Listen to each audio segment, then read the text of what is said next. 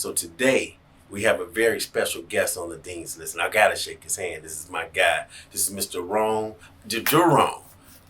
Anthony Fuller, the comedian. This guy right here has been doing stand-up comedy since 1989. 89. All right, well, we want to know, and I want you to tell the people, tell them a little bit about yourself, bring us up to date, and then I got some questions for you. Well, in a nutshell, I graduated from high school in 1982, and they picked me as class clown. So means I guess I was out to do something. But I was also in the academic world where the guys I went to school with were either engineers or computer science. I became a computer analyst. I worked. I didn't like it, but I worked. You know, academia just didn't register with me consciously. I did it because my mama said that's what you do. We do what we told. Right. But I ended up working at First National Bank, and we end up videotaping all the new employees, training them to deal with global banking, which is now the internet. Mhm. That was created at First National Bank in Chicago. We had cameras in the closet, and one day I was running the whole floor, and I was like, we can videotape the students and let them watch themselves. Right. And they was like, oh, okay, can you set that up? And I had to figure out to work the cameras, the first Betamac. And when my review came up for the year, they just graded me on my job. But any questions? I said, you didn't mention the fact that I videotaped the students. Right. They hand wrote that in. I went straight to human resources and said, now do I get tuition reimbursement? Because they wouldn't have paid for Columbia College. I got 2 years out of First National Bank because of videotaping. Is that right? Yeah, so that's how I got to go to school. Because I was at DeVry learning how to be a programmer.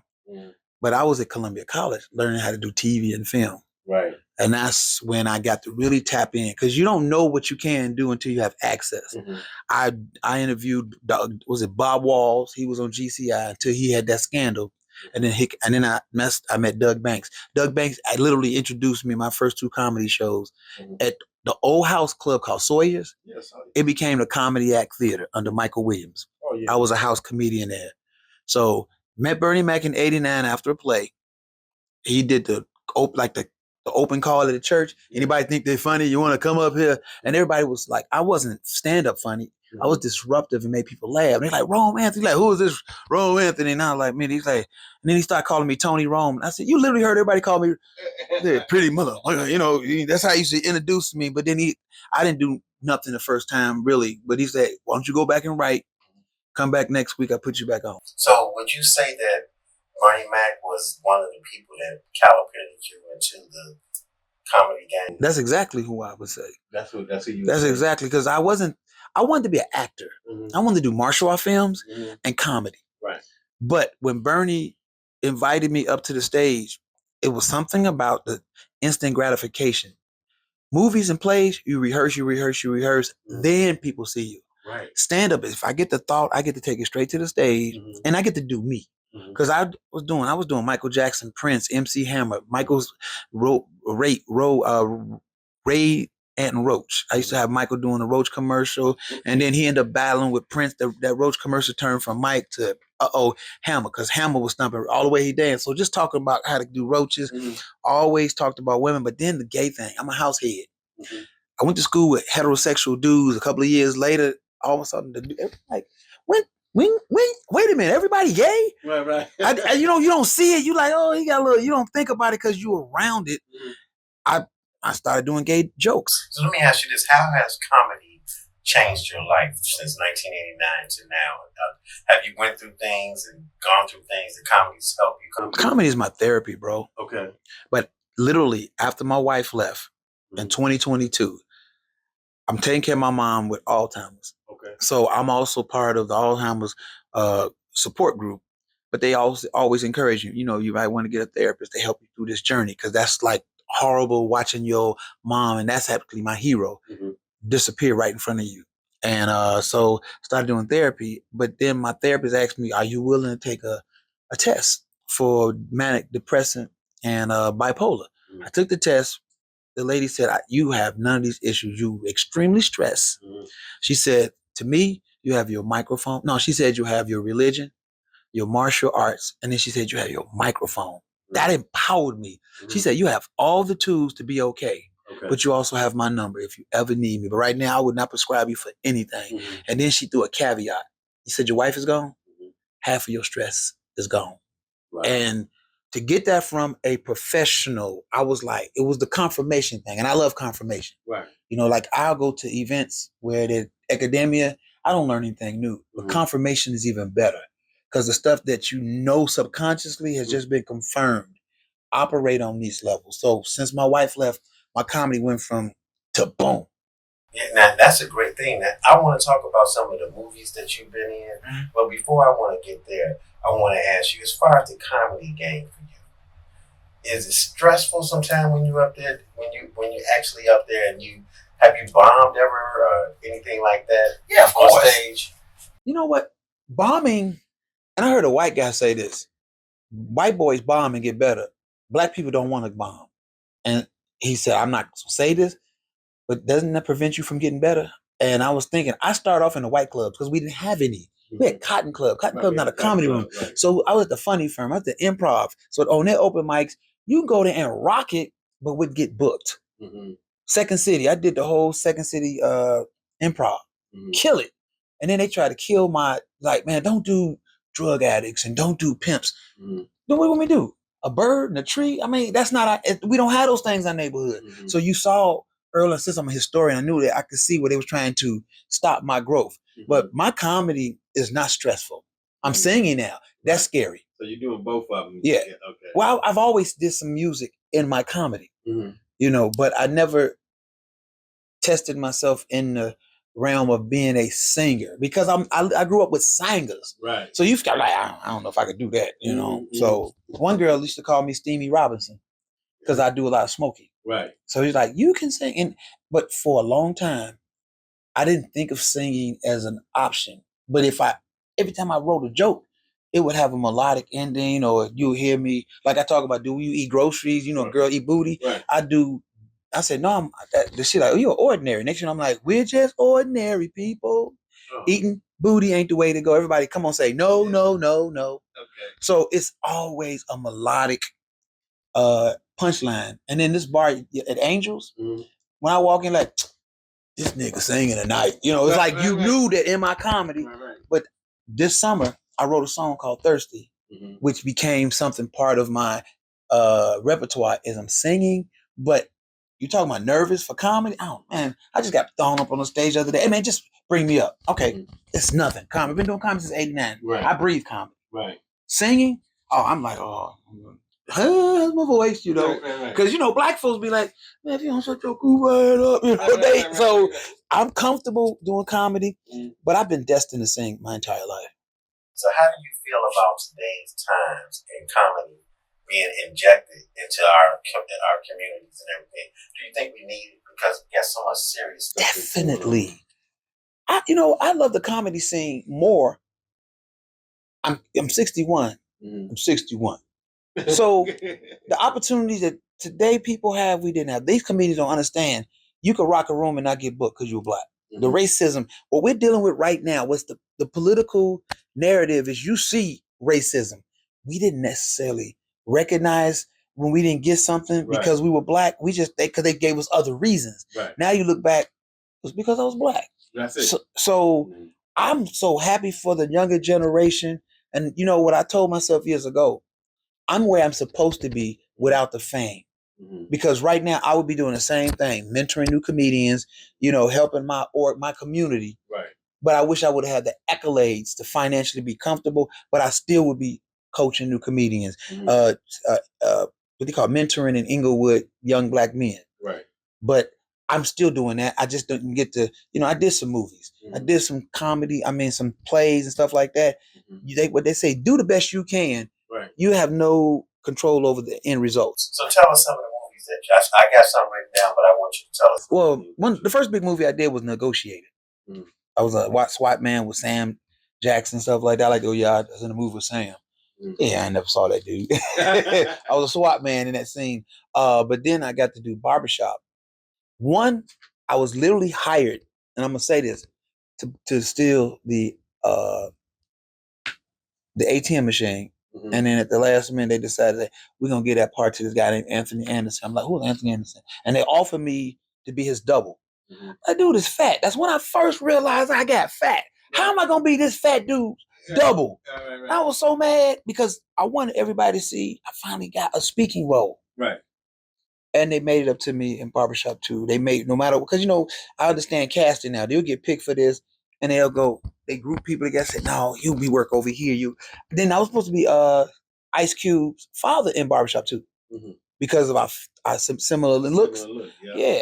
And they said we're gonna bring you in for that, and then they changed and said, okay, we're gonna just be Tyrone talking about nappy cuts. So you understand those things, but it was like it's still a letdown because I want to be seen. I want everybody to see me, but so I did Barbershop 2. That was my speaking role. And then I did a couple of independent films. This lady from WGN, she started doing film. And she gave me a lead role, which I just took my cousin to audition.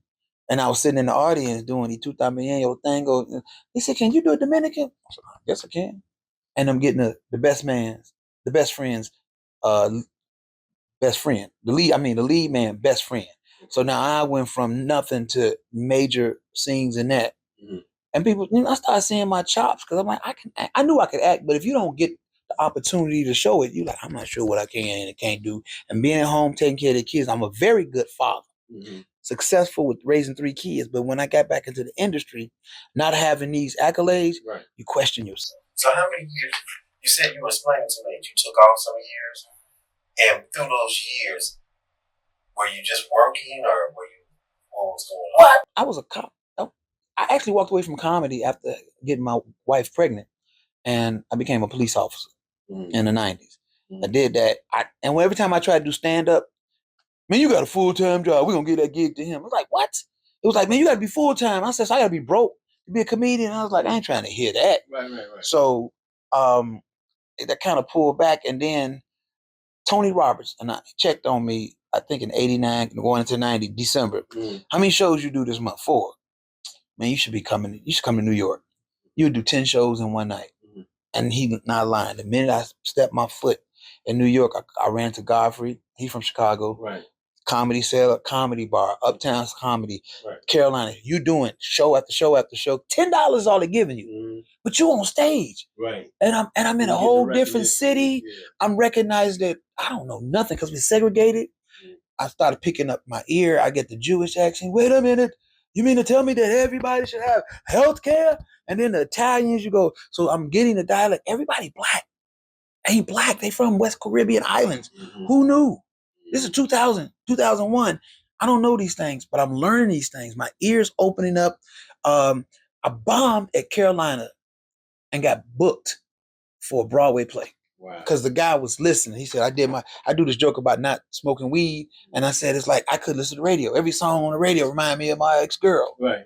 Marijuana. You know what I'm saying? Right. And I said, man, I had this, I had so much fun. I did my junior year twice. That was the punch in that middle of me not dealing with weed. And that dude said, man, I did my junior year twice. Are you an actor? I was like, yeah, dude. And had me read. A couple of days later, I showed my boss who owned Caribbean Calypso that used to be on BET. I was like, is this a legit play in Broadway? He said, look at the address. I said, Broadway. He said, that makes it a Broadway play. I was like, oh, okay. Go ahead and audition. And I got the part because I had a Chicago accent. Right. And I took advantage of it. So what do you have coming up now where people can, and what I want you to do also is if they can go on and they can pull you up with your website, I need you to mention all those things too, because we want you guys to know, we want you to follow Mr. Rome Anthony Fuller right here. We want you to follow him. So please give me your information.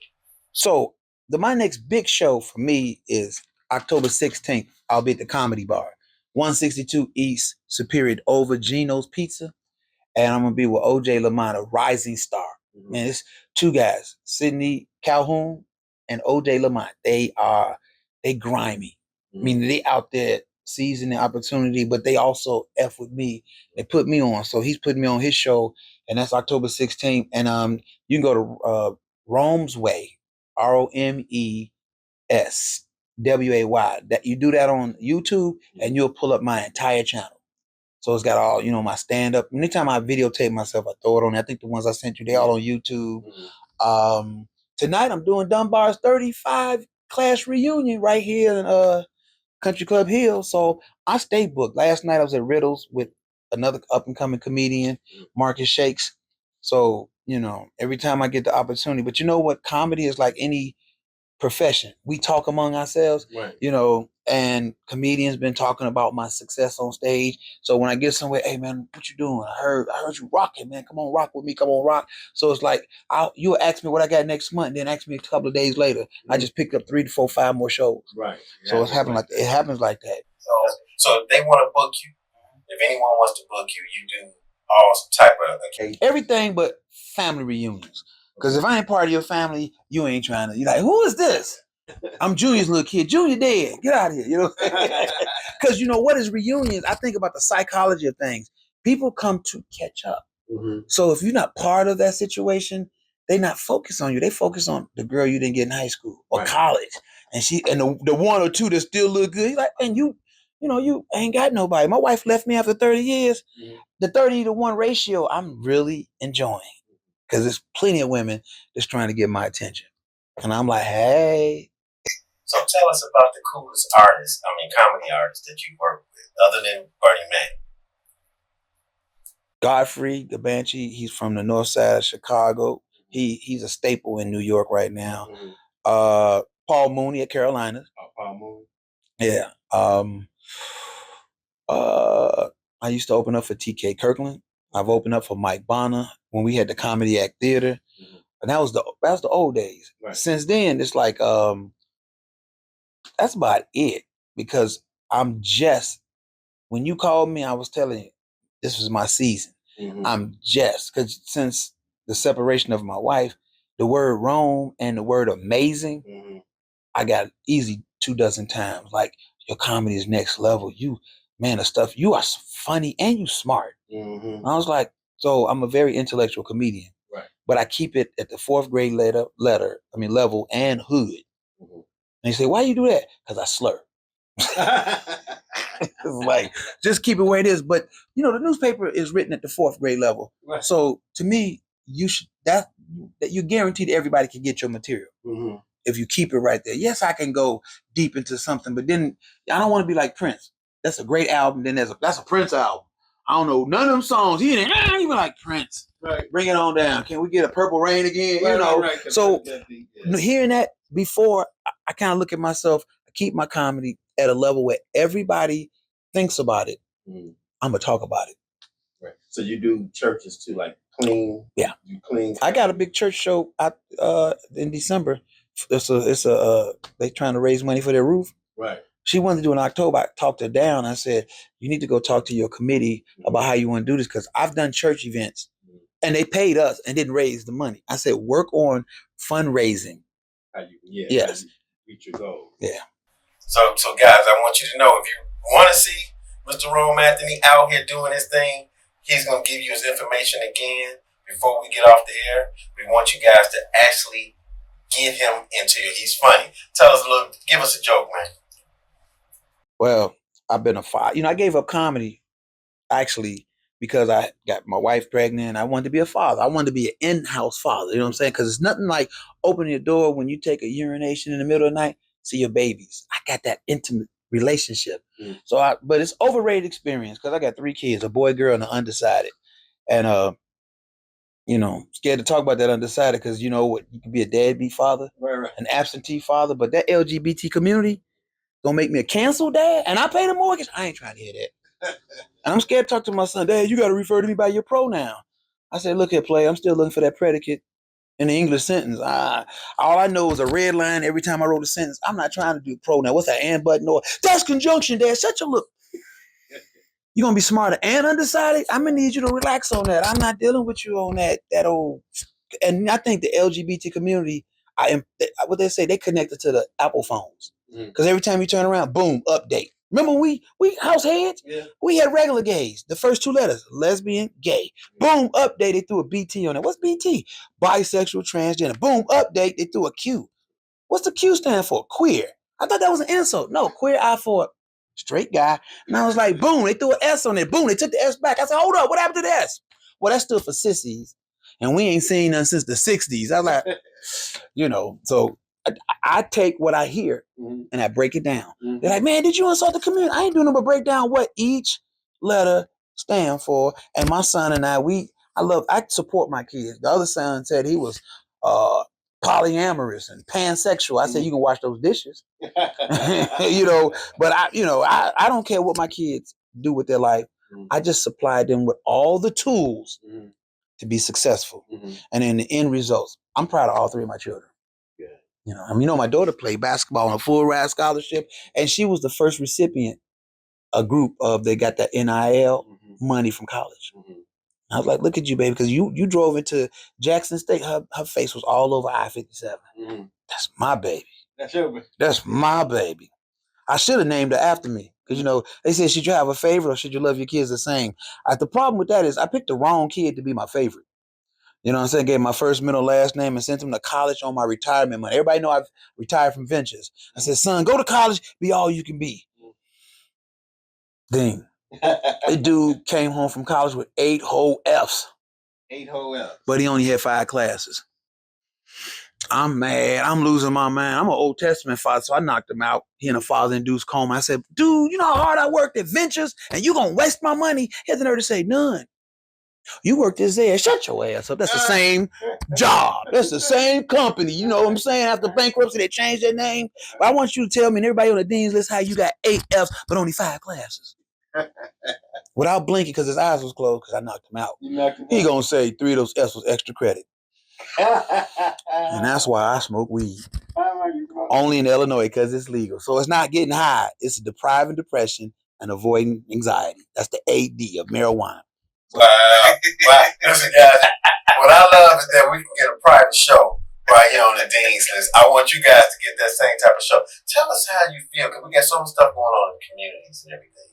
Tell us how you feel being a comedian and looking at some of the things that's happening on the air, like with Jimmy Kimmel. I hate to bring it up, but I'm bringing it up. So how did you feel? What did you think about that? If you think about the revolution that's actually happened, the quiet before the actual Civil War, D.L. Hughley, I love that dude because he speaks his mind and he opened it up. Chris Rock really opened up 20 years ago when he started talking about black folks open up a business, nigga, tear it down. But he broke it down on the social construct of what we're dealing with.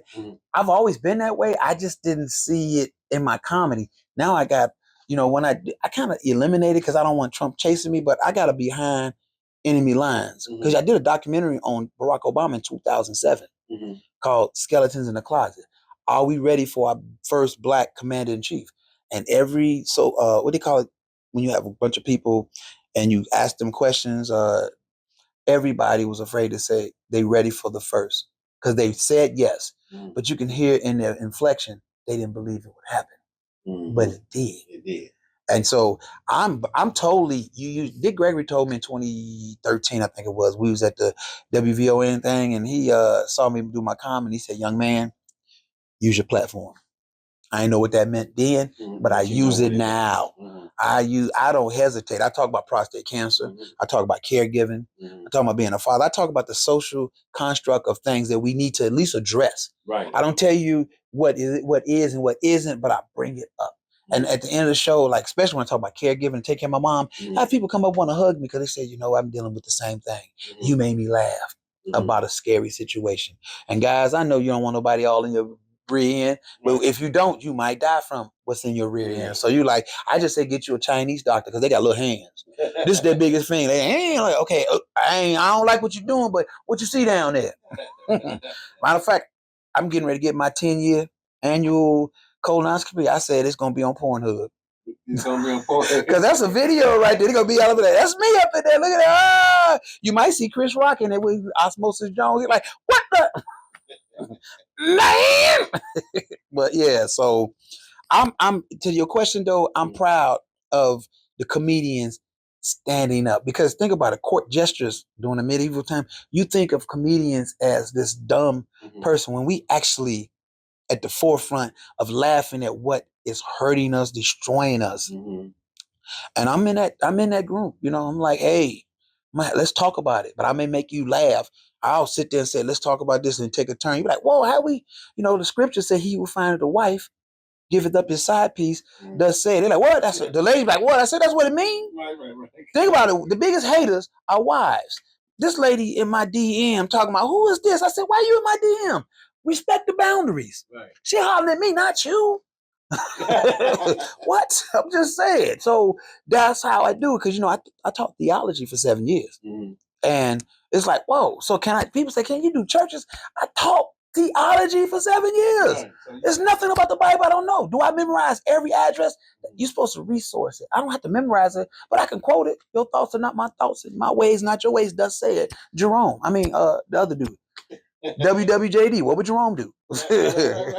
Come to the dean's list and just act the fool, And I'm so happy that you came on, man, because I've been trying to get him to come out here. I got the courage up. I said, I'm going to call him up. Yeah. I said, I'm going to call him up. I got to get him out. We haven't been around each other in many, many years. Yeah. But I'm so happy that you came out. I've been watching you and your brother, and I'd be like, I was talking to Devon. I said, I don't know which one I'm looking at still. But I do know that. I said, if I do y'all birthday, man, I said, you ain't seen Sinners yet, have you? Oh, no, I've seen Sinners. Oh, you finally saw? You did see it? Yeah. Because I see you and your brother. Mm-hmm. You know us. You've been knowing us too long. Yeah, since our college years. You know what I'm saying? I was like, man, them dudes. So when I saw that, when you called me, immediately my mind went to, I said, that was him. That was them right there. Yeah. I see him take his pin. He's like, hey, I'm give it to his brother. Hit that chick. Hit the same chick. Which one is you? Don't worry about it. Don't worry about it. We're going to put you down. That was us. We were good. But we good now, guys. We good. We up there now. But I'm so glad that you came out because this freedom of speech thing was bothering me, especially with comedy. Yeah. Because it's just, they breaking down all the amendments and trying to knock them out the way so you can't have any freedoms. And you got to have freedom of speech. Here's the thing. If you have knowledge, they say people perish for the lack of knowledge, but if you have knowledge of what's actually going on, freedom of speech is not necessarily free because this is the thing. Black folks, we have always been second-class citizens. Right. And the way they use words, they misuse words throughout. Right. So we're second-class citizens. So be careful when you call yourself following the Constitution. Just protect yourself. Yes. Because if you step out there, you can get fired. You can go to jail. Right. South Shore, they just locked up all the black folks for several hours while they took the few Mexicans or Hispanic people, migrants or immigrants, whatever they want to refer to them. Yeah, but they had them naked. They had a lady in cuffs. They abused you. I was a cop and also was a military veteran. And I tell folks, what you don't want is military people on the street because they don't teach them how to do nothing but kill.